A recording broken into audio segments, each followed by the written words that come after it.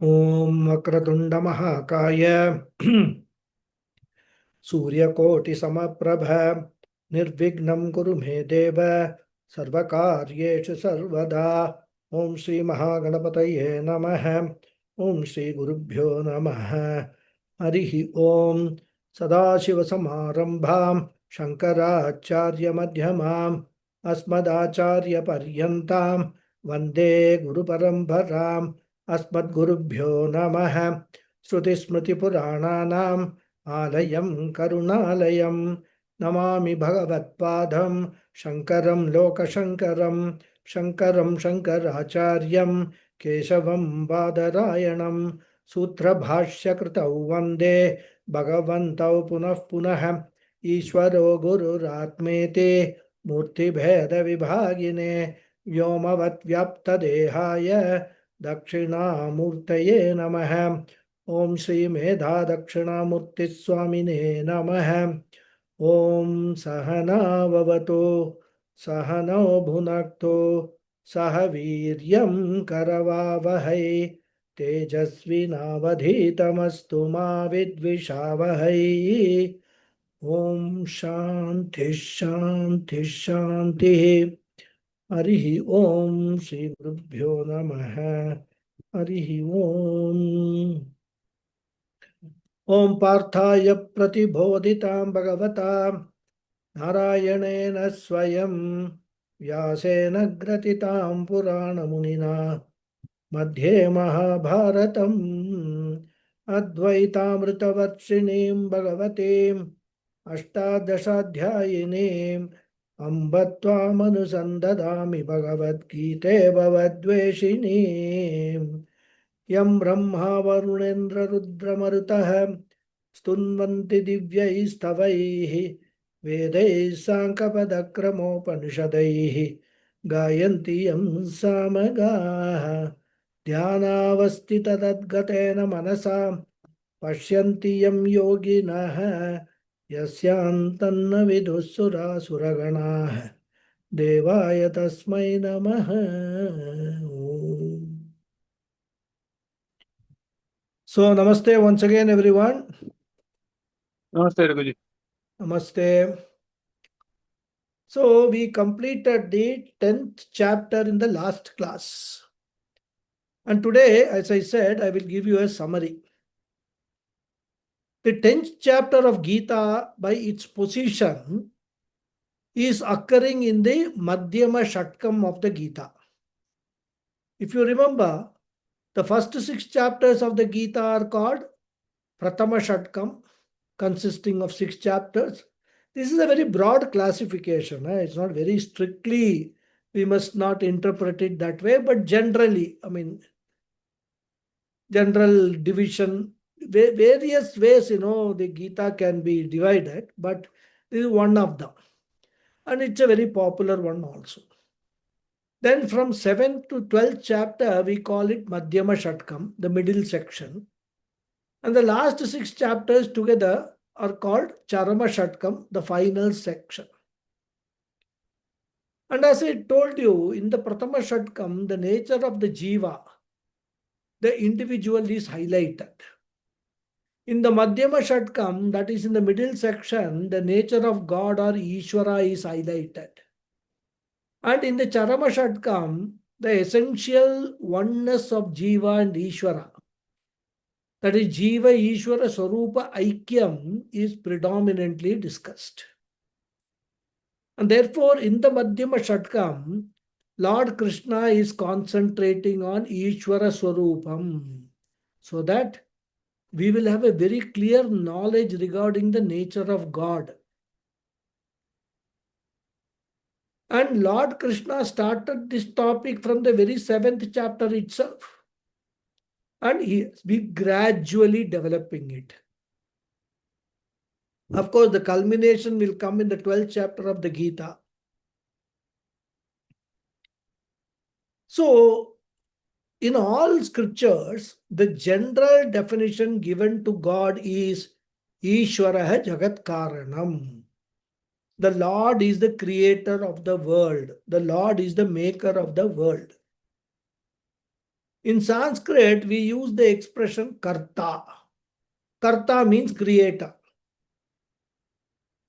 So when we learn that God is the maker or creator of this universe, naturally we conceive the Lord in our own way. So we get the first concept of God based on this definition, that God is the maker or creator. And when I know God is the creator, what will be my concept of God? How will I conceive God? The first problem that we find here is, generally, whenever we see a product, any created product, the first problem is that we do not see the creator anywhere around, isn't it? Suppose you take a table, we do not know who made that table. We just bought it from a shop. So this is the first problem we face. The created product is visible, but I am not able to see the creator. Similarly, laptop, phone, I am not able to see the maker around. And therefore, generally, creator is not perceived, the creator is inferred. Because if something has been created, we infer that there should have been a creator. Even though we have seen him, not seen him, doesn't matter. Therefore, Ishvara in my concept is Anumita Swarupaha. Anumita Swarupa means the Lord is not perceived by me, but the Lord is inferred by me. And since the Lord is not perceived but only inferred, Ishvara that I conceive of is not Pratyaksha Ishvara. Initially, I think there is only one Ishvara, and that Ishvara is not seen anywhere near. He is somewhere up above, the sky in the heaven. And this is what all other religions also, idea they convey. They say Jannat or heaven, Ishvara is there. Therefore, concept number one, Ishvara is inferred. Concept number two is that he is remote, not anywhere around. And since Ishvara is the creator who is only inferred and not seen around, I do not know the nature of God. And therefore, what I can do, I have to only imagine. So, what will be the nature of the creator of this laptop, creator of this table, creator of this mobile phone? I do not even know whether there is a one creator or many creators who have contributed. All that only I have to visualize. Therefore, the creator is Kalpita Rupam. Kalpitam means imagined. You know, all of us have great grandfathers. And there can be no doubt about it because we exist. So there must have been a great grandfather. But how does a great grandfather look? We do not know. We have never seen. We can only imagine. Because at this grandfather time, there was photography. Great grandfather's time, there was not photography also during those times. And therefore, Ishvara has got a nature which is imagined by me. So Ishvara is Anumita, Ishvara is Paroksha, Ishvara is Kalpita Rupa of an imagined form. But one thing I know that any creator has to be a sentient being. Therefore, the maximum I can imagine is that Ishvara is a sentient being. That much I can imagine. And when I visualize or imagine a God, the easiest for me is to imagine God in a human form. And that is why, this is reinforced by various slokas and, from the scriptures. Even if you take Vishnu Sahasranamam, there is a detailed description of Vishnu in the Dhyana slokas. And when I look at the wonderful creation all around, I imagine that the Creator God must be also very intelligent, much, much higher intelligent, because as an ordinary human being, we can only create certain ordinary things. But since God has created the universe, this varieties which are there, he must be of extraordinary intelligence. But then I have another problem. I don't know how to depict this intelligence in my imagination. I do not know how to visualize this omniscience. So similarly, I want to imagine Lord as a powerful one, because his creation is not an ordinary product like as I said, a table, a fan, or a house. He has created the entire cosmos. Just imagine, the stars, the planets, the meteorites. I mean, and then all going around in a particular, in an intelligent fashion. So since he has created this entire cosmos, therefore his power must be infinite. Now, how do I imagine an infinite power? Therefore, when I say Lord as the creator of the world, I only imagine a personal, intelligent God who is very, very similar to a human being, but I still do not know the details. For example, I do not know the complexion of God, the gender of God, whether God is a Brahmana or Kshatriya. If any child asks me to describe God, the best I can do it is describe on the basis of my imagination. But if the child asks some questions, I will not be able to answer them. And therefore, what is my present condition? I have a concept of God, but that concept is vague and a confused concept of God. And to get some help, when I look to the scriptures, the confusion only increases because instead of one form, the scriptures give many forms. Rama form, Shiva form, Vishnu form, Krishna form, Devi form, Lakshmi form, etc. And the description of each form is different. So then I conclude that there are many gods. But then, when I go through the scriptures, I also come across a statement that there is only one God. Total confusion. So, my conclusion that there are many gods is challenged again. And once I know that the creator God is only one, naturally the question will come, which one of them, the forms, is the real form of God?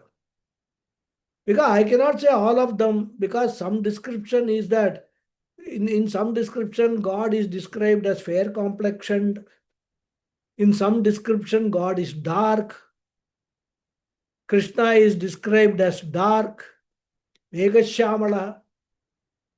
Then I have to assume that only one form is the real form, that all other forms are only Vesham, different appearances, like a cinema actor, playing double role or, even, multiple roles in a film.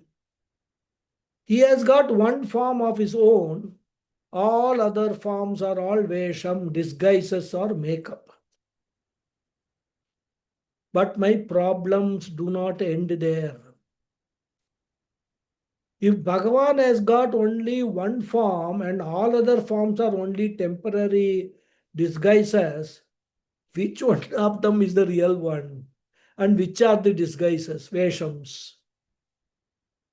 And if you ask a Vaishnavite, he will say Vishnu is original, Shiva costume is a makeup.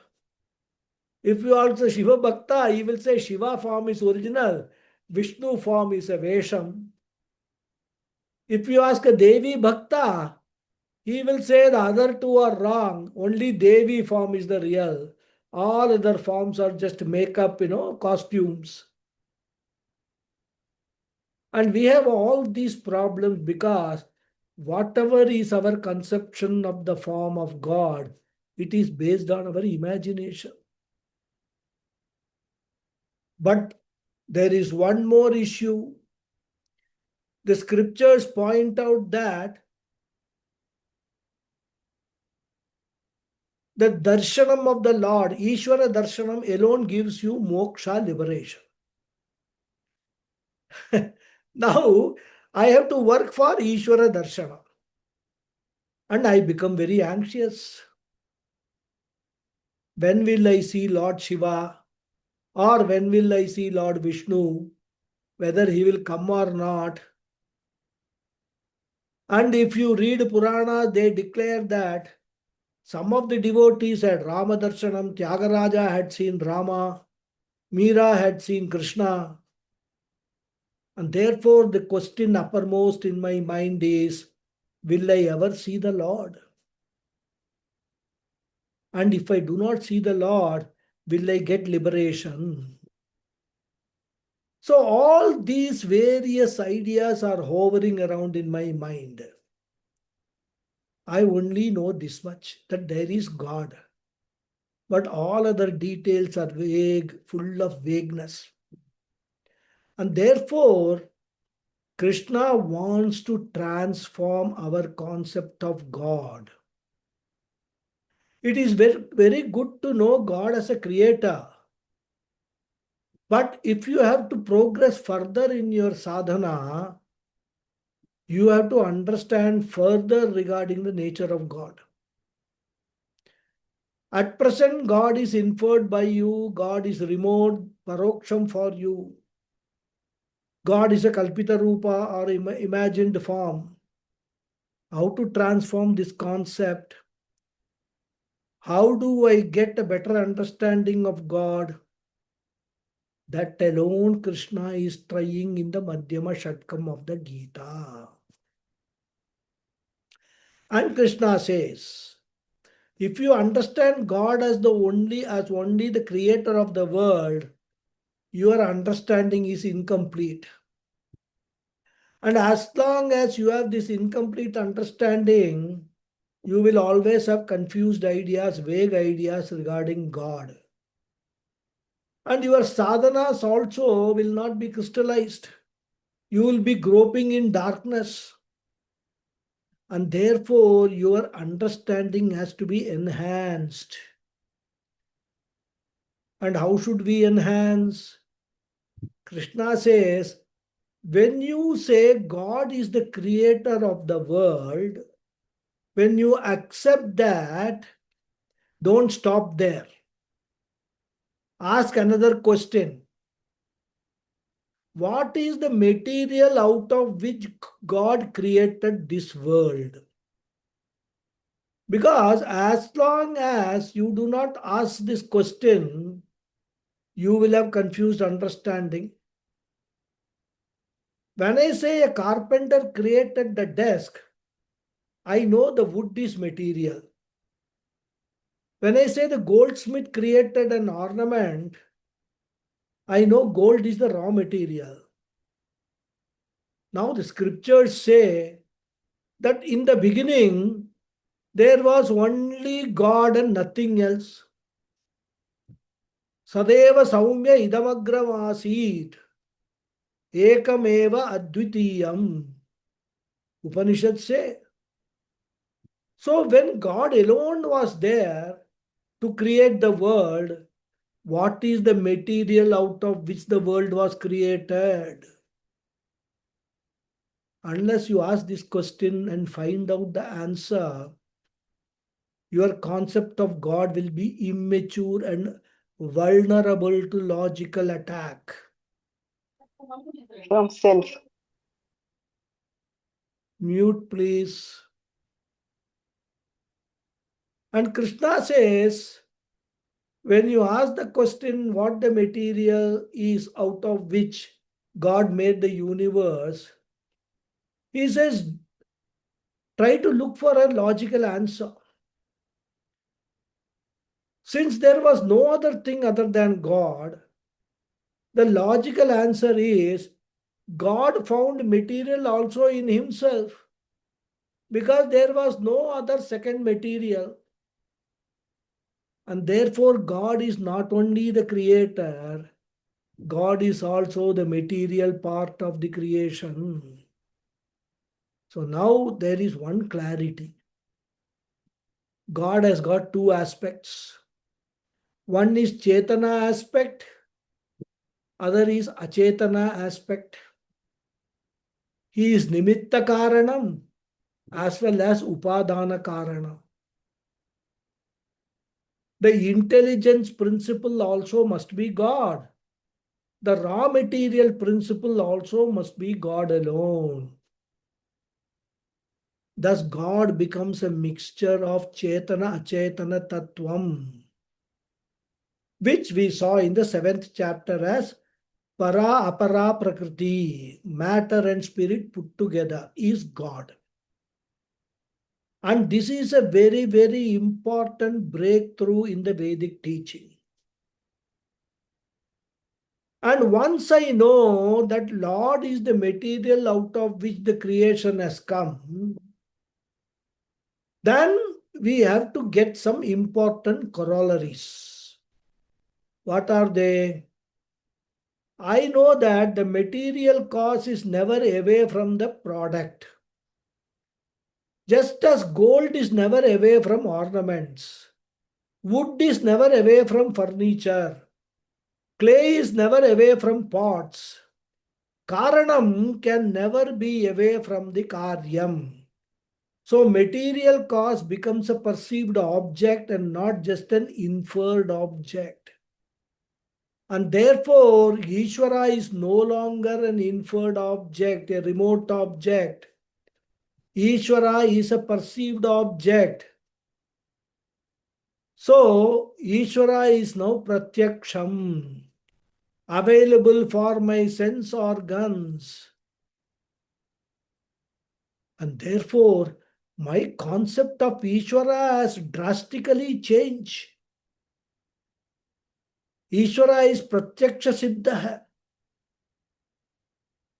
So, first thing, I do not need to go around looking for Ishvara. So, that is the first corollary. And then, as a result of that, what happens? When I see an ornament, I don't ask where is gold. When I see a pot, I don't ask where is clay. So whenever I see a product, I simultaneously perceive the cause also. Then the next question is, what is the form of Ishvara have? This question will be redundant because if you ask what is the form of gold, what will be the answer? All the ornamental forms, bangle form, chain form, ring form, necklace form, all the ornamental visible forms are forms belonging to gold alone. And all are perceived forms. And therefore, Krishna says, all the forms of the products you get here, they are all forms of God only, which you need not imagine, which are available all the time. And therefore, Ishvara does not have a Kalpita Rupam. Ishvara actually has got a pratyaksha roopam. And therefore, when I want Ishvara darshanam, Krishna asks, how long you will ask such questions? He says, your idea of striving for Ishvara darshanam is because of an incomplete knowledge of Ishvara. The very anxiety for Ishvara darshanam is born out of incomplete understanding of Ishvara. You go to the temple, you sit before the altar in your home, pray, Ishvara, please give me your darshanam. That is because of an incomplete understanding. If you understand Ishvara is the creator, just understand that much, it is incomplete understanding. The complete understanding is Ishvara is not only the creator, Ishvara happens to be the very material cause also. And once I have this complete understanding, I come to the conclusion that I need not be anxious for Ishvara darshanam. Because all the time I am having Ishvara darshanam only. When I am seeing a bangle, I am having gold darshanam. When I am seeing a ring, I am having gold darshanam. When I am seeing a necklace, I am having gold darshanam only. So sarvatra gold darshanam only I see. And if at all I should be anxious, my anxiety should be, oh Lord, let me not forget the fact that the entire creation is your manifestation only. This information should never be forgotten. And that should be my only prayer. Oh Lord, I should not forget the fact that whatever I am seeing all around me, whether they are just in front of me or there are, millions of light years away, I see it through a telescope. All I am seeing is your form only. And this darshanam of Ishvara is called Vishwarupa Ishvara Darshanam. Aneka Rupa Ishvara Darshanam. And once I have this Ishvara Darshanam, whatever glories I see in the creation, they will all remind me of the glories of Ishvara only. Thus, for a Vishwarupa Bhakta, Sarvatra Ishvara Vibhuti Darshanam Eva Bhavati. So, for a Vishwarupa Bhakta, there is appreciation of Ishvara's glory in everything. He does not require some miraculous event, somebody producing ash from thin air, somebody miraculously curing some disease. I don't need any of that. And therefore, Krishna says, you do not require miracles to appreciate Ishvara Vibhuti. Every event in the creation is the glory of Ishvara. That I am able to open my mouth and talk is Ishvara Vibhuti. And that you are all able to hear is Ishvara Vibhuti.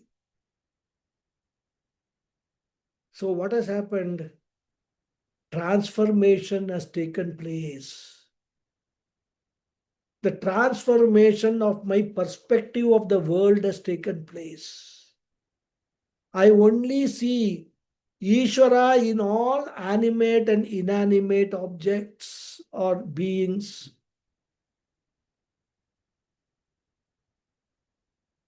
And so, what is the transformation? Instead of looking at the world as a world, I should start looking at the world as the manifestation of Ishvara. So even though I appreciate the intricate workmanship of individual ornaments, how wonderful each looks, at the back of my mind, I do not forget that All I am looking at is gold and gold alone. Similarly, I should not forget this fact. This transformation in our attitude, in our understanding, Krishna wants to bring right from the second chapter onwards. And in this chapter, 10th chapter, Vibhuti Yoga, also the same idea is continued. So, in the first 11 verses, Krishna gives the introduction to this idea and gives the definition of God. And what is the definition? As I said, do not say God is creator and stop. Say God is the creator and also the material out of which the creation has come. Mundaka Upanishad students can recall a beautiful example that we saw in Mundaka Upanishad. Yatha urnabhihi srijate grinnate cha. As a spider is the intelligent cause of the web, the spider finds the raw material also in itself. Similarly, Ishvara is both the para prakriti, the intelligent cause, and apara prakriti, the material cause. And in Sanskrit, as you know, we use the technical word abhinna nimitta upadhana karanam. And Krishna says, not only the external world is my manifestation. Maharshaya sapta purve chatvaro manavasthata. Not only the external world is my manifestation, the internal world of thoughts are also my manifestation only. Just as during the dream, my own mind manifests as chara achara swapna prapancha. I see a mountain in my dream. From where has that mountain come? From my own mind. That means what? I am a mountain. And if somebody is climbing the mountain, I am the climber. Because that climber also has come from my mind only. And while climbing, the person drinks water. I am the water. I am also the drinker. So, just as myself manifest as everything in the dream world, similarly, the Lord Himself manifests as both Bahya and Antara Prapancha. And Krishna says those who appreciate this fact is a Virata Bhakta hai, or they are Virata Bhakta hai, Vishwarupa Bhakta hai. And for a Vishwarupa Bhakta, God is not in the temple alone. In temple also there is God. Everything, every pillar in the temple, every idol in the temple, every wall in the temple, every step in the temple is all God only. But he sees the Lord everywhere. So he said, Aham sarvasya prabhavaha mattas sarvam pravartate iti matva bhajante mam buddha bhava samanvitaha. 8th sloka. Then in 9th sloka he said, Machitta madgala pranaha bodhayantah parasparam katayantascha mam nityam tushyanti cha ramanti cha. So when the Virat Bhakta looks at my head, or any head rather, he looks at the head of everyone as the head of the Lord only. All heads are Lord's heads. All hands are Lord's hands. Sahasra Shirisha Purushaha Sahasraksha Sahasrapat. Purusha Suktam. Starting. Sahasra Shirsha Purusha means what?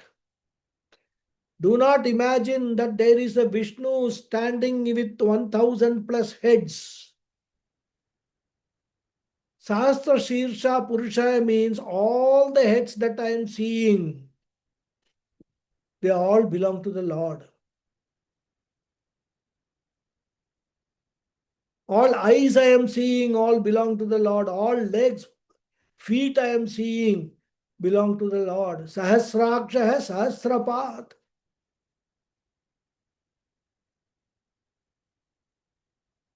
And therefore, anyone I see, my method of greeting is what? Not the modern method of saying hi, hello, shaking hand and all. Our traditional method of greeting is what? Namahate, namaste. Your superficial form may be different from mine, but behind your form is Ishvara. Behind my form also is Ishvara. Forms are many, but Ishvara is one. And therefore I say namaskaram to everyone, whatever be the character of the person. And not only to the human beings. When I see a cow, I do namaskaram. When I see a snake, I do a namaskaram.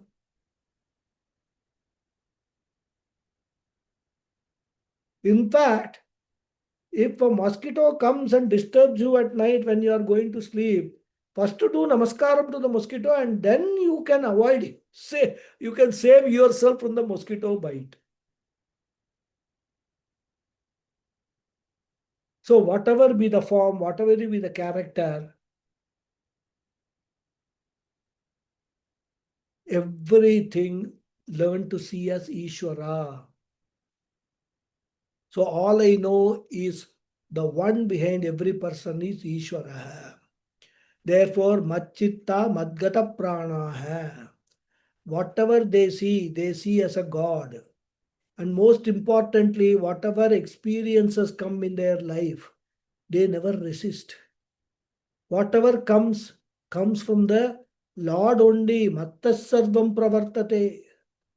Painful experiences, God's gift.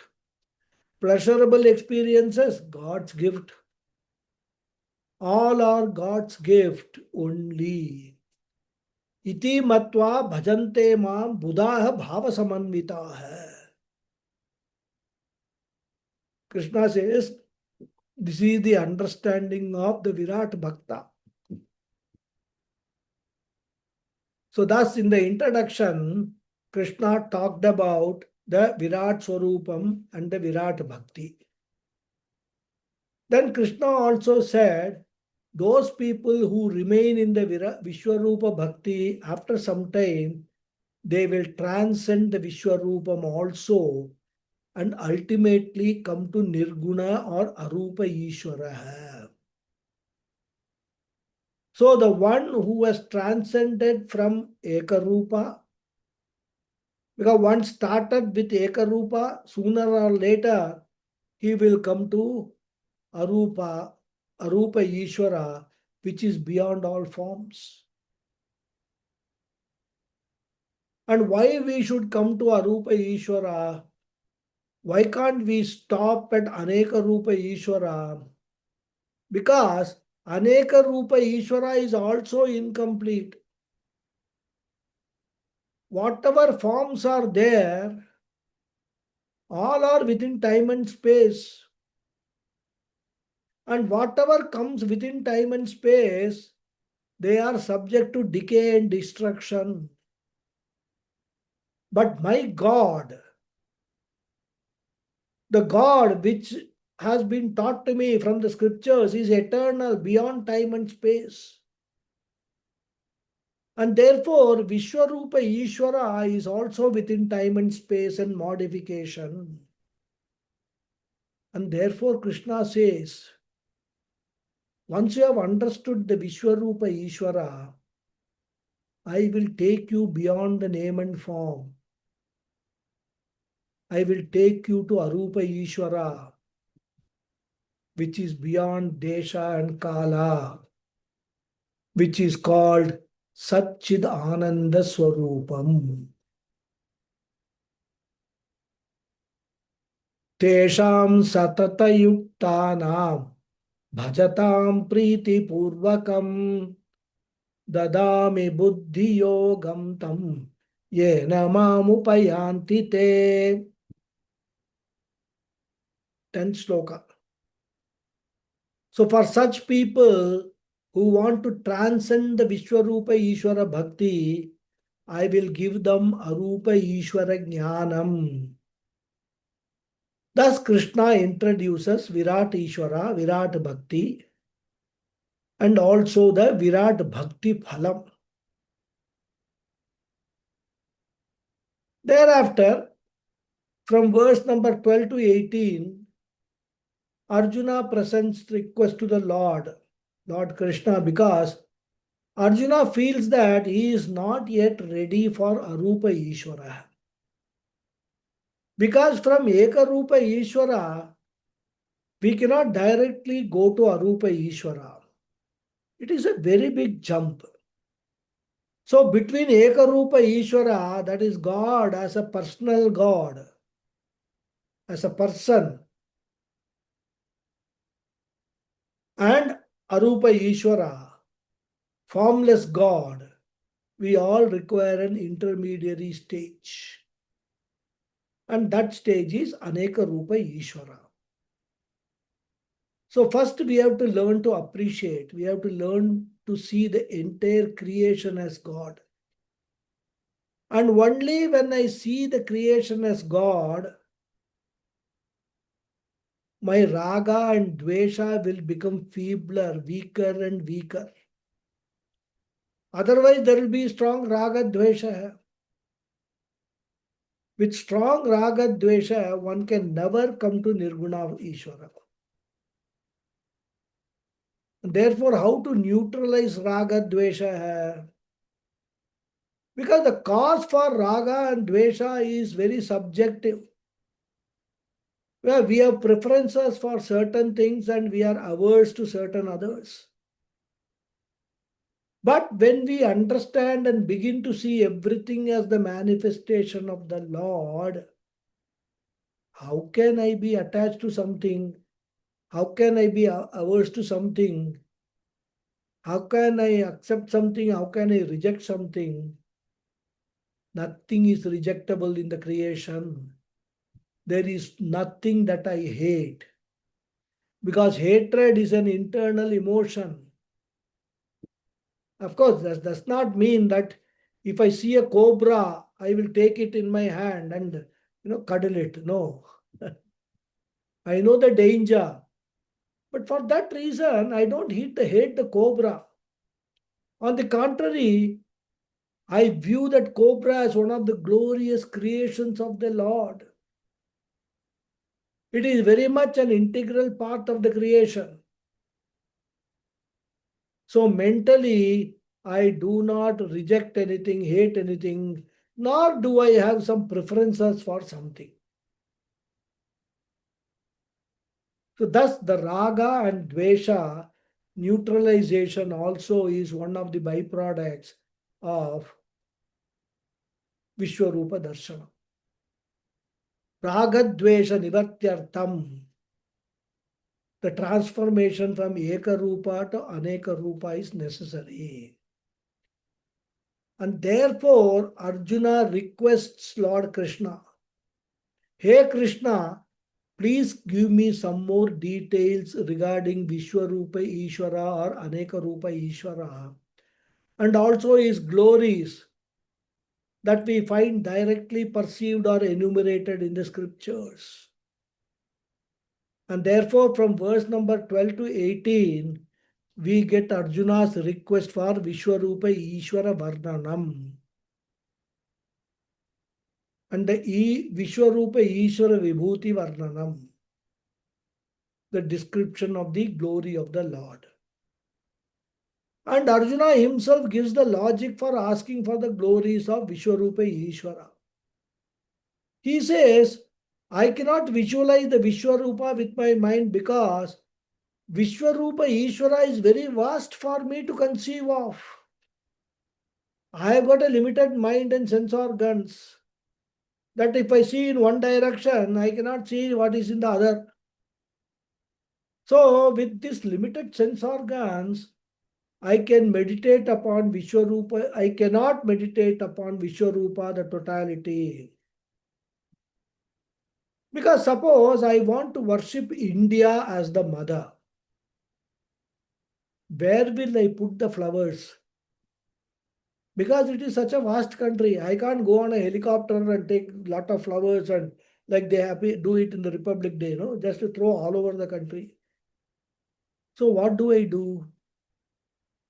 Symbolically, I put the flowers in a flag or a picture of Bharat Mata, which represents the whole country. Therefore, in some form, I invoke the whole country and then salute. Similarly, Arjuna wants to take some particular object in the creation as a symbol, as an alambanam. Just as we take a piece of saligrama to invoke Lord Vishnu, or Shivalinga to invoke Lord Shiva, or a flame even, to invoke Devi, a lump of turmeric to invoke Ganapathy. So Arjuna wants to have a few alambanam symbols to invoke. And therefore he says, Yabhir vibhutir bhir lokan nimamstvam vyapya tishtasi. Katham vidyamaham yogis tvam sada parichintayan. Keshu keshu cha bhaveshu chintyosi bhagavan maya. Chintyosi. I can meditate upon you. This was Arjuna's request, and Krishna accepts to fulfill Arjuna's requests and enumerate some of his vibhutis, some of his glories from the 19th verse up to the 41st verse. Krishna says, any glorious thing in the creation is my glory. Our earth itself is surviving because of the sun. So sun can be taken as a symbol of worship, which is what we do every day, Invoke the Lord Surya in Sandhya Vandanam. Or even if you are not doing Sandhya Vandanam, at least chant Aditya Hridayam. But if the sun is not there, light a lamp, because fire is also very important for my survival. And therefore the flame, the Agni becomes a symbol, Vayu becomes a symbol, Bhumi becomes a symbol. We can even take our own body, because any organ is a glory of Lord. Well, we can never create any organ. In fact, we struggle to maintain what we have with great difficulty. And where is the question of creating one? And that's why, in Rudram Lagunyasa, we invoke the different devatas in different organs. Prajanane Brahma Tishtato, Padayor Vishnus Tishtato, Hastayor Haras Tishtato, etc. Just imagine, which other culture we can find such a concept of invoking the Lord in the various organs of our body. We can meditate upon our own eyes as Surya and Chandra Devata, ears as Vayu Devata. So all our faculties are but glories of the Lord. The more you think, the more wonderful it is. Thus Krishna enumerates a set of vibhutis, some of which are found in scriptures, some of them are found in the creation. Of course, I do not want to go into the details again. We have seen them in a detailed manner. I have explained them in the class. But in the beginning and the end, Krishna mentions two important glories.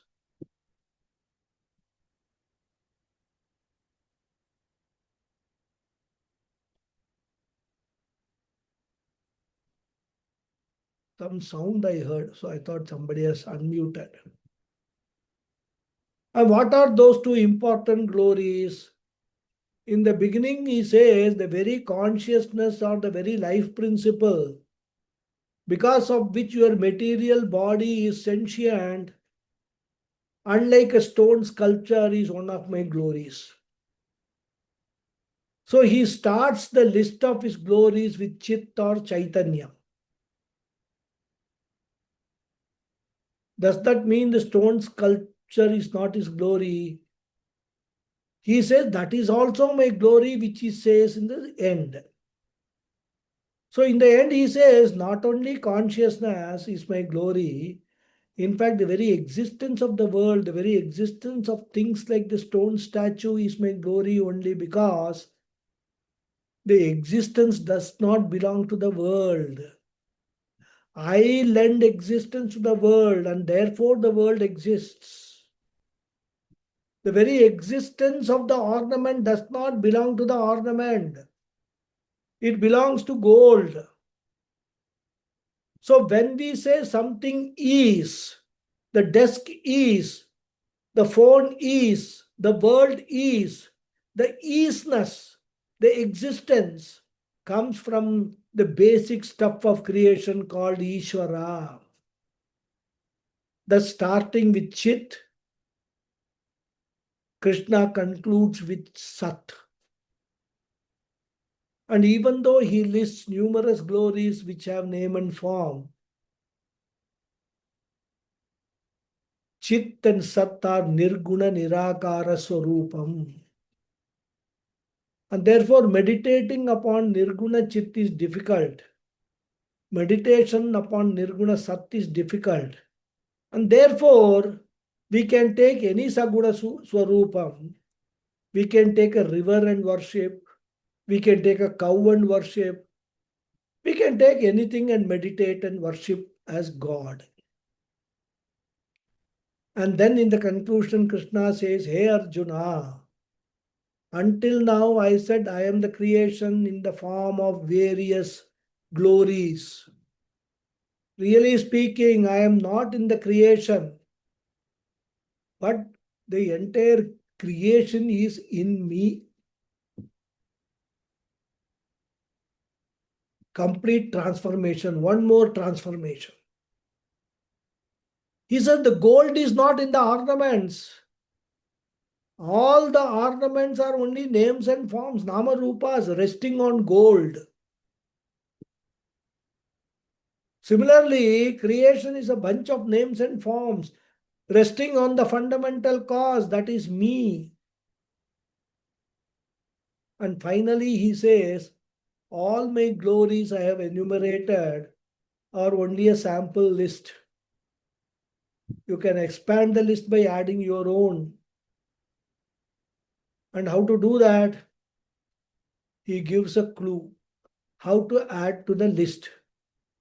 He says, Yad yad vibhuti matsatvam srimat urjidameva va tattad devava gachatvam mama tejomsha sambhavam.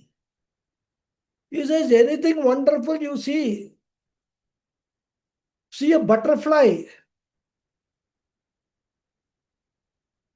it's a glory of the Lord. Anything powerful you see, it is the glory of the Lord, like atomic energy, which has been discovered a few decades ago. That's also glory of Lord. And Krishna says these glories can never be exhaustively mentioned because it is inexhaustible. Because from ant onwards, everything in the creation has got its own glories. Birds have got their own glories. In fact, it is said that the aerodynamics of the bird is never repeatable by any aeroplane, even though aeroplane is designed based on the bird. Similarly, they have been trying to imitate the spider's web, but have not been successful. And therefore, instead of getting angry with spider, you can even visualize a web and meditate. So Krishna says, if I start enumerating all my glories, this 10th chapter will never end. But it is time up, so we have to close. So with that, the 10th chapter, Vibhuti Yoga, the glories of the Lord as Vishwarupa Ishvara, comes to a close. In fact, I have closed it 5 minutes earlier today. Om Purnamadav Purnamidam Purnat Purnamudachyate Purnasya Purnamadhaya Purnameva Vasishyate Om Shanti Shanti Shanti Harihi Om Shri Gurubhyo Namaha Harihi Om. Dhanyavada everyone. Thank you very much. ಧನ್ಯವಾದ ಗುರುಜಿ. Thank you, Guruji. I hope I have not gone very fast today. Namaskaram. Namaskaram. Oh, you are there. I I didn't see came you. a little late. Yeah. Thank you very much, Guruji. Thank Namaskar. you. Hari Om. Namaskaram. Namaste. Any questions, doubts? Guruji, okay, I think he is Raghu. Yes, No, Lataji. please go ahead. Go ahead. I'll follow it up. I only Yes. have a comment to make. Yes. Yeah. No, I have also comment. Like you were telling about the list of the glories which we can expand n number of times, where Mama Tejamsha Sambhavam. So I feel female species in the universe, which has female species in the universe, which has a capacity to reproduce the similar species. So it can be taken as a srujana kshamata, like creation. So Yeah. that can be the closer example of this Mama Tejamsha Sambhavam, I feel. Yeah. Isn't it?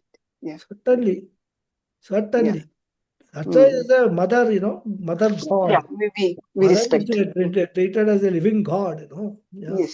Similarly, doctors, Yeah. because doctors also, they give life to a dying patient. So they are also called Yeah, God. they also. Yeah, correct. We use all Yeah, these thank things, but we don't realize what is, behind that, I mean, that understanding. Hmm. We think mother is God is just a slogan. But really speaking, we must understand what we mean. And as you rightly Hmm. say, Hmm. Yeah. creation, beautiful God is creation. That's all. Yeah. Yeah. Yeah. Thank True. you, Guruji. Hari Om, Hari Om. Yes, Sita Ramji. No, I have nothing much to say excepting that when you said Nirguna Rupam, you can't ascribe a form and face to the God. You go and immerse yourself in whatever form is there in front of you. And that is the ultimate, I think. That's the ultimate. How to do that, we will see in Mundaka Upanishad and other Upanishads. Well, here also, I think in the last Shatkam, in the Charma Shatkam, Krishna will give some clues how to do it. No, but the thing is,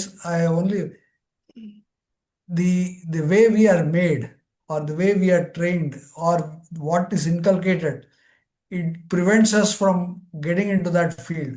We are shown Krishna's Murti, we are shown a Durga, we are shown this, and this is what will give you this is what will give you. But what I'm saying is, you go to a temple or you feel, you ask for nothing, you get what you deserve, and that's what I feel. True. See, that is why, what happens is, in our childhood, when our intellect is not very mature, we are introduced this Ekarupa Ishvara concept. Yes. But then what unfortunately happens is, throughout our life, we are stuck with that concept. Yes. We don't outgrow that, because like our body is continuously grows, isn't it? Our childhood preferences are not our, preferences when we are, teenagers. Yes. Our preferences in teenagers, we are not our preferences when we are adults. And even when you get older and all that, our preferences change. There, automatically, all those changes come. But in our thinking, in our understanding, we just get stuck to these kind of, concept of God. And throughout the life, we keep on going on that only. Similarly, many people get stuck in Grihastha Ashrama. Grihastha Ashrama has got a purpose. So you serve that purpose and get out of Grihastha Ashrama. People don't do it. And that is why in the old age, all people, the suffering, the emotional turmoils, and all those things, that ahankara and mamakara never leaves them. That is true. Yeah. We have to learn to outgrow, stage by stage outgrow. If you have come from Ekarupa to Virat Rupa, Vishwarupa, Ishvara, if you are now, then Ekarupa Ishvara will only be one of the aspects of Vishwarupa Ishvara. Then once you go travel in this, as you rightly said, keep meditating on that, Krishna will the guide automatically to Arupa Ishvara. That will happen. Hari Om. Let's hope it happens. It will happen. It will happen. Don't worry. Hari Om. Okay, any other remarks, any other comments? Otherwise, we can close and continue with the 11th chapter next week. Okay. Guruji, it's me, Lata. I had raised my hand and then Yes. I can speak, Guruji, but if it's getting late for you, I can. No. It's not getting any late or anything. Don't worry. Please go ahead. Okay, Guruji. Thank you, Guruji. It's a very, very beautiful session. It was so nice listening to it. It's like having a very satisfying dessert after having a wide spread of buffet. Whatever you might have eaten all through the buffet, unless you had a very satisfying dessert, you don't feel that trupti. So the way you took it from the beginning of the chapter to the end. I had listened to all the talks of the 10th chapter, but yeah, something goes in, and then by the time you go to the next class, you would have forgotten what you listened to the previous class. But then this gist was very, very beautiful, Guruji. Thank you so much for that. Really enjoyed it. Mike, it's not a doubt, it's not a question, but it's just the mind keeps tickling with some probably the usage of words, I guess. Paramatma, the Chetana, which is there in the beginning, there's nothing else but the Chetana. And God is the Nimitta Karanam as well as the Upadana Karanam.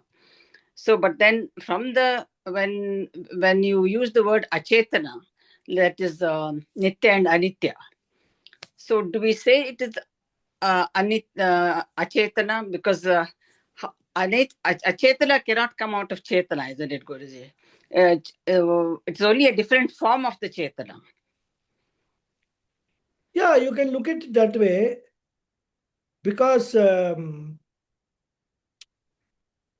you look at it, take the example of the spider. What is coming out of the spider is the web. Now, the web itself is what? Insentient. Right? That cannot create itself again. That cannot create itself again. Okay. But the web gets sentiency because of the sentiency of the spider. Because spider, because of the spider, the web is grown. It is made all these, beautiful designs and all that. Right. Similarly, without Chetana, Achetana cannot have any existence. Yeah. But Chetana can exist without Achetana. Yes, absolutely. Yeah, before all creation started, everything. That's why I said, the Upanishad Vakyam, Sadeva Saumya Idamagre Asid, Satyeva, pure existence only existed before the creation. And that existence gets transformed into the whole world. Yeah. So, Sat and Chit in pure form, in existence and consciousness in pure form is what originally existed. That is how we have to understand. Right. Yeah. Does that clear your thinking? Yes, Guruji. I think it's my mind was kind of getting entangled with the play of words rather than the actual thing, like the Chetana and Achetana are inseparable. Because if you look at all different form. material, It's a different material or Yeah. achetana only, everything, any material, right? Yeah. So, We have seen in some movies and all, they will make one statue made of clay, and Yeah. then some magician will put some life into it. So it becomes a beautiful woman.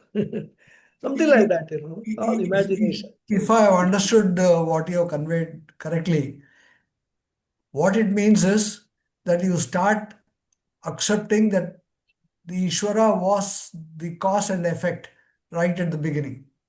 Yes. He was the be all and end all. And all. Yes. That's what it is. That's how it is. Thank you very It much, Guruji. expands your idea of what Ishvara is. It's your understanding of what Ishvara is. Yeah. It's infinitesimal. You can go on expanding, and Go on expanding. Yeah, exactly. everything in the cosmos is confined in Ishvara. Exactly. In fact, Ishvara goes beyond cosmos also, because we only know the cosmos. What is beyond cosmos, we do not know. No, yeah. Yeah. Whatever is beyond, Whatever, everything, I mean, whatever existing anywhere, whether we know about it, we don't know about it, and all, is Ishvara alone. Ishvara. That's all. Right? Thank you very much, Guruji. Okay, Hari Om. Hari Om. Thank you all Hari Om. very much. Hari Om. Thank you all. Thank you. Thank you.